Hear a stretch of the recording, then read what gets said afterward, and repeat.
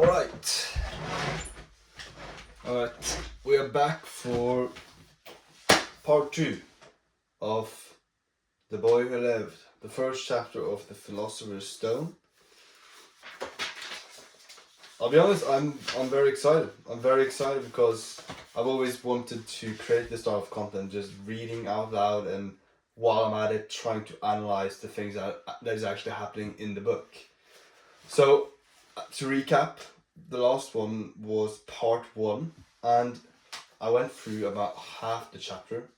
We learned that the Dursleys was very afraid that their nephew, Harry, or the Potters would have anything to do with them, or people would think that they had, like, the Dursleys was related to the Potters in any way. We go through the chapter with Warren Dursley, which goes to work, sees these weird people with cloaks. He has a rather normal day, only there's cats reading maps, there's owls on the news, there's cloaked people in the streets, and they're whispering Harry. They're whispering, that there's something the cloaked people are celebrating. And then we transition to the cat that's been standing on the wall to the Dursleys' house, Privet Drive 4, all day. And we find out that this cat is called Professor McGonagall. And then this rather strange, half spectacled glasses man appears out of thin air in Privet Drive, takes out all the lights, and this is where we're at. So I'll start reading. Let's see here. And while I continue reading, I'll just randomly speak out loud when I see something which is rather interesting, and I might look on my computer. I've 5 questions written down. I told you about in the part 1, so I'd recommend go watching that if you haven't. The 5 questions were, just to recap quickly, was the one: what is the purpose of the scene? Is it to advance plot? Is it to reveal character? Is it to reveal some world building information? The second question is, how does the scene start? What's the hook? It's rather, especially in this time, people are addicted on their phones, so hooking them into a book is going to be fucking hard. It's going to be a fucking challenge. The third one is, what is the conflict in the scene? The fourth one is, how does the author show this instead of telling it? What's like the different techniques the person are using? For example, some examples could be the sensory details. How much do we smell, see, hear, taste, feel? What's is there character interiority? That's something I learned from Abby Emmons on YouTube, which is basically the inner thoughts to one character, the personal opinions, observations, like the inner chaos, basically. Is that like shown on the page, or is it more external? In this case, so far, I wouldn't say there's too much in the head. It's more about how the character, or like Warren Dursley in this case, reacts to the external, like plot, things happening. The last question is, and also character techniques. Dialogue can be one, and pacing can be one. The fifth question is, how does the scene change? How does the scene change? I mean, that's why we read. We read because we want to get that big pivotal point and just, wow, what the fuck?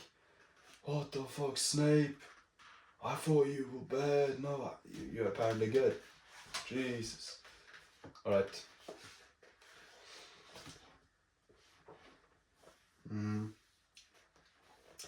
If we keep saying you know who, I've never seen any reason to be frightened of saying Voldemort's name. I know you haven't, said Professor McGonagall, sounding half exasperated, half admiring. But you're different. Everyone knows you're the only one you know of. Alright, Voldemort was frightened of. You flatter me, said Dumbledore calmly. Voldemort had powers I will never have, only because you're too, noble to use them. It's lucky it's dark. I haven't blushed so much since Madame Pomfrey told me she likes my new earmuffs. Professor McGonagall shot a sharp look at Dumbledore and said, "The owls are nothing to the rumours that are flying around. You know what everyone's saying about why he's disappeared, about what finally stopped him." It seemed that Professor McGonagall had reached the point she was most anxious to discuss. The real reason she had been waiting on a cold, hard wall all day, for neither as a cat nor as a woman had she fixed Dumbledore with such a piercing stare as she did now. It was plain that whatever everyone was saying, she was not going to believe it until Dumbledore told her it was true.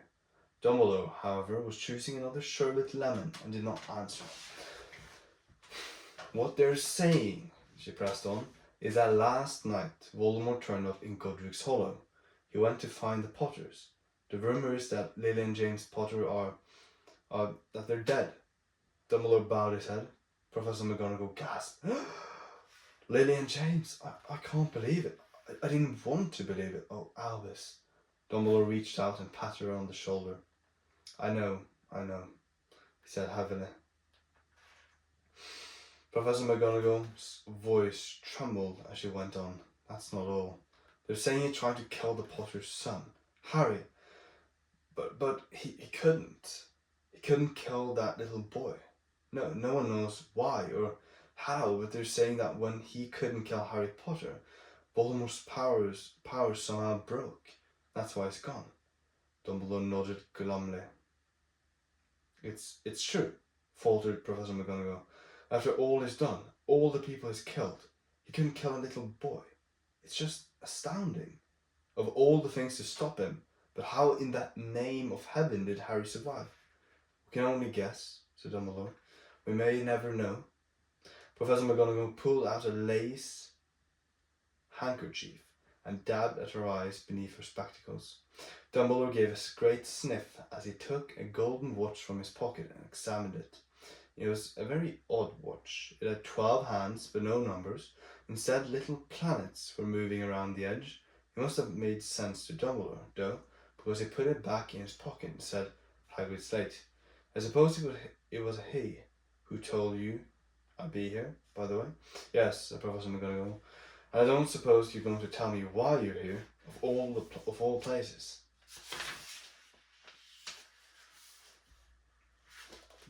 What is it that's happened so far? Again, we don't know. We don't fully understand who Voldemort is yet, but that's something that's revealed further into the book, which makes sense. The conflict, I guess that's the wonder, the uncertainty. We as readers, we don't know what's going on. We know that something grave has happened, but we don't know what the fuck is going on.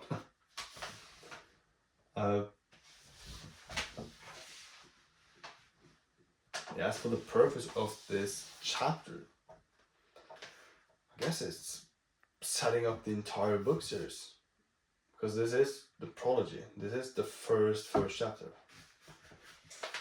So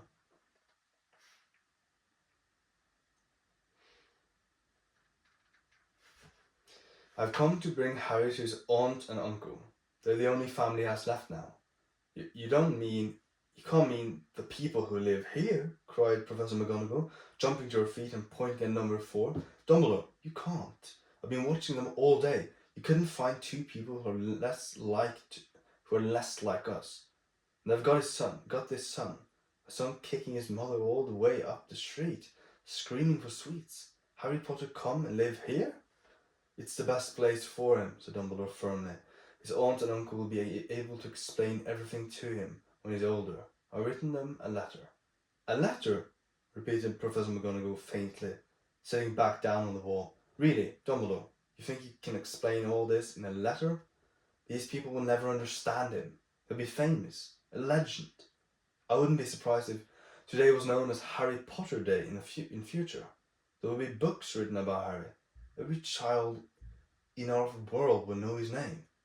"Exactly," said Dumbledore, looking very seriously over the top of his half-moon's glasses.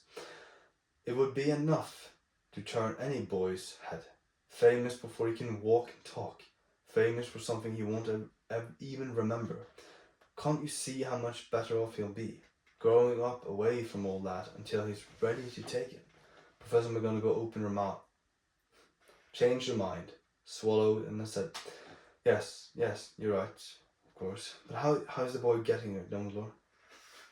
She eyed his cloak suddenly as though she thought he might be hiding Harry underneath it. Hagrid's bringing him. You think it wise to trust Hagrid with something as important as this? I would trust Hagrid with my life, said Dumbledore. I'm not saying his heart isn't in the right place, said Professor McGonagall grudgingly.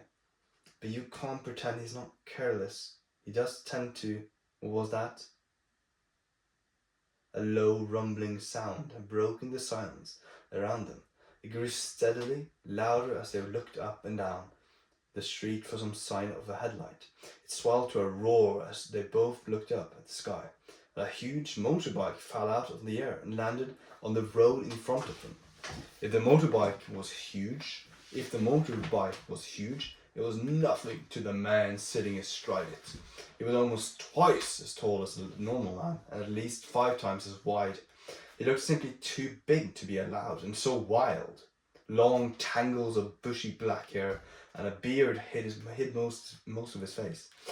He had hands the size of dustbin lids, and his feet in their leather boots were like baby dolphins. In vast, muscular arms he was holding a bundle of blankets. Hagrid, said Dumbledore, suddenly relieved. At last. And where did you get that motorbike? Borrowed it, Professor Dumbledore, sir, said the giant, climbing carefully off the motorbike as he spoke. Young Sirius Black lent it to me. I've got him now. I got him, sir. No problems, were there?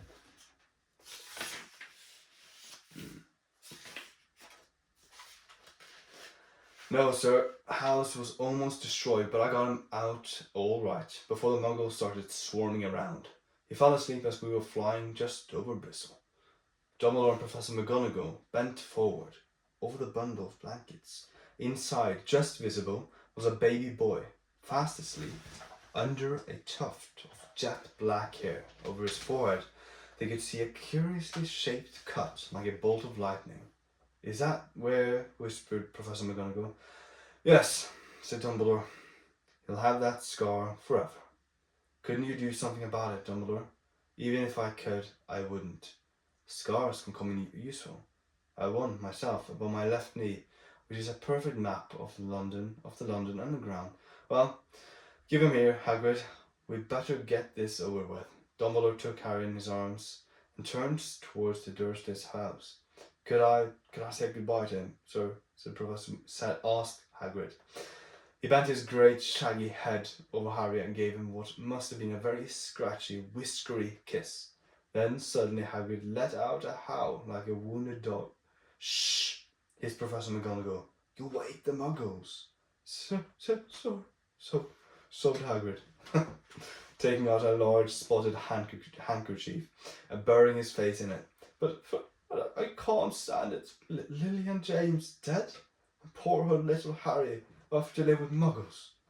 Yes, it's all very sad, but get a grip on yourself, Hagrid, or we'll be found, Professor McGonagall whispered, patting Hagrid gingerly on the arm as Dumbledore stepped over the low garden wall and walked to the front door.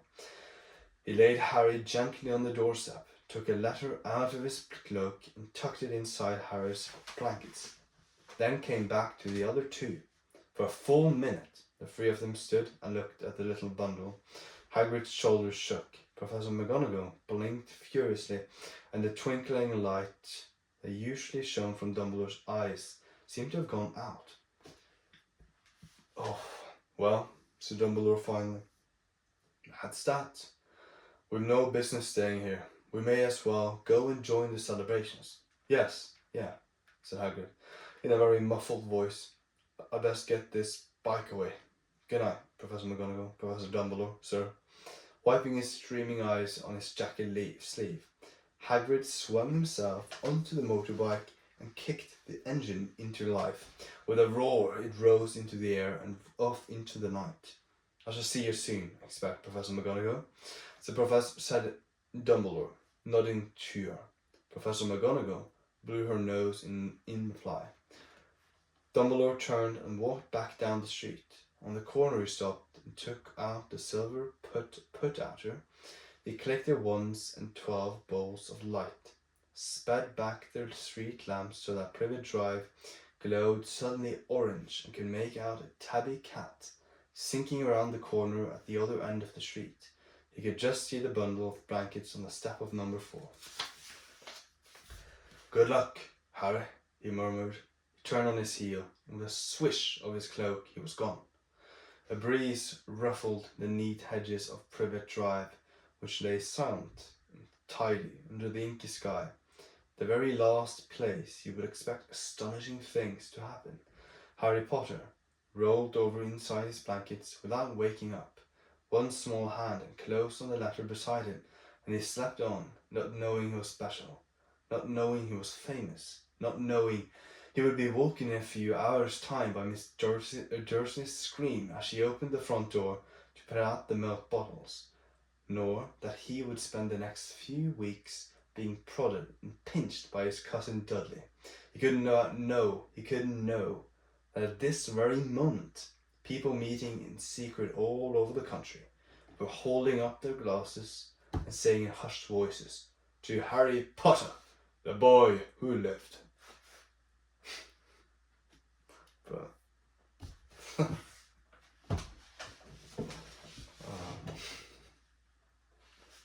well, that's the other half of the chapter, The Boy Who Lived, and exceptional writing in my opinion. It kind of hits me every time. I find these J.K. Rowling chapters very addictive in a sense. I've read the series I've read the entire series 2 times, and I probably would read it another time and binge it most likely. But yeah, it's just such a good story. How to analyze it.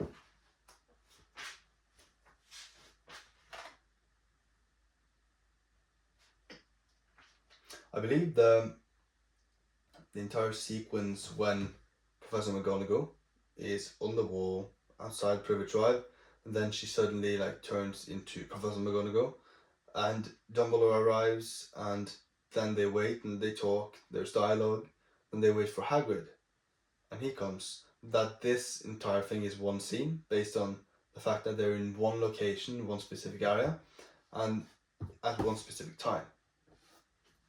And then a different scene would be Warren Dursley driving home to Privet Drive. And yeah, I believe the purpose of this entire chapter is to create this sense of wonder. I talked about this in the part 1, that J.K. Rowling is she started the first chapter with that this place is very normal, but there's about to be astonishing things happening around there. And she also ended the chapter, when I think about it, that, let's see, which lay silent and tidy under the inky sky, the very last place you would expect astonishing things to happen. Yeah, she's hinting that something will happen. And that's the suspense, that's the conflict she's building on. Yeah, that makes sense.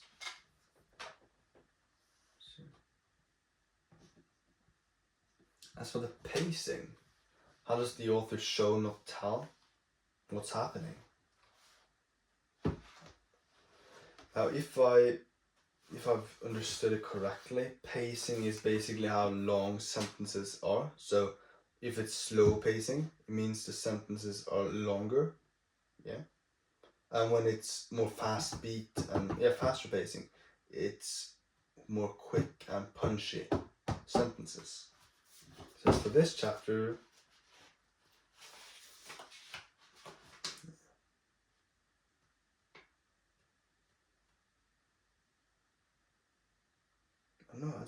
I'd say it's mostly slow, There's a lot of like one sentences. One sentence there, one sentence there. It's very comprehensible language.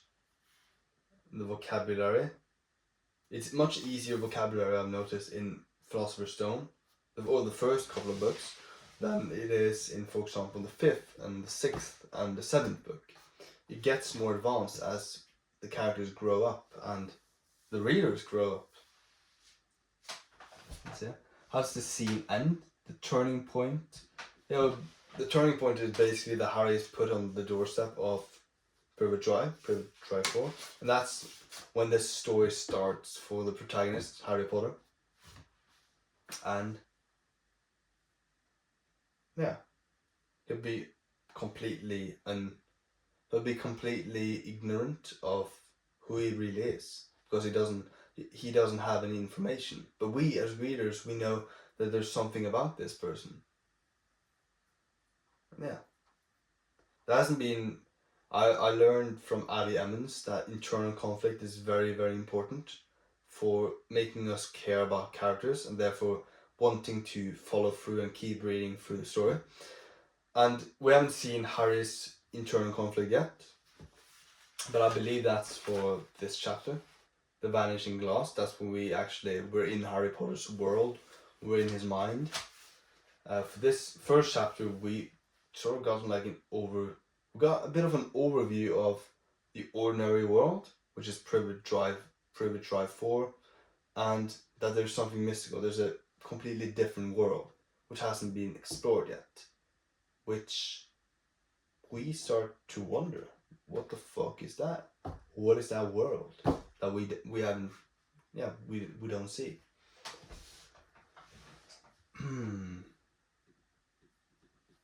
Yeah, I think that's what I have for part 2.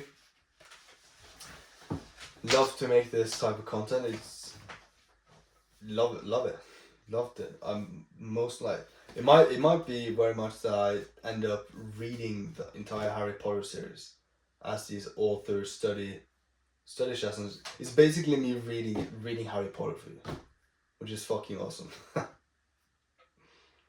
I'll read this last bit on the back of it as well, and then I'll end the video.